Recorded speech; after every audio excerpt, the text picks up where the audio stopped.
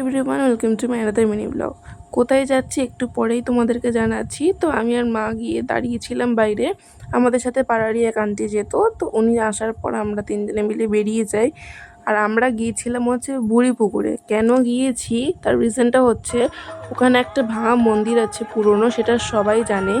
বুড়ি পুকুরে চেনে না এমন মানুষ বোধহয় খুবই কম আছে।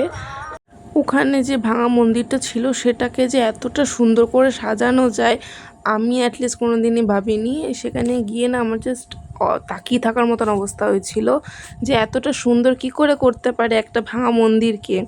চারপাশটা দেখো কত সুন্দর করে ফেলেছে। এখানে কিন্তু এসব কিছুই ছিল না, পুরো ঘাস ফাঁসে ভর্তি ছিল। আর ভেতরে গিয়ে দেখি কৃষ্ণের ছোটোবেলাকার এক একটা স্মৃতি এখানে তুলে ধরা হয়েছে, যেটা অসম্ভব সুন্দর লাগছিল। আর এই হচ্ছে এখানে আমাদের রাধা কৃষ্ণের মূর্তি, যেটা তো পাথরের তৈরি ছিল আর অসম্ভব সুন্দরও লাগছিল দেখতে। আমি তোমাদের পাশ থেকেও দেখিয়ে দিলাম, আর ওপরের কাজগুলো তোমাদেরকে আর একটু ডিটেলসে দেখিয়ে দিলাম। আমি বলবো তোমরা প্লিজ একবার ওখানে গিয়ে ঘুরে পুজো দিয়ে এসো। ওখানে এখন পুজো দেওয়া হচ্ছে কিনা আমি সঠিক জানি না, তাও তোমরা একবার গিয়ে ঘুরে আসতে পারো। তো আন্টি বললো যে 3 বার নাকি ঘুরতে হয় এরকম মন্দিরের পাশে। তো আমরা সবাই মিলে ঘুরে টুরে চলে গেলাম প্রসাদ খেতে। পুকুরের ঠিক পাশেই দিচ্ছিল প্রসাদ। আমাদের অ্যাকচুয়ালি দুপুরে আসার কথা ছিল, অনেকটা রোদ থাকার জন্য আমরা সন্ধ্যার সময় গিয়েছিলাম।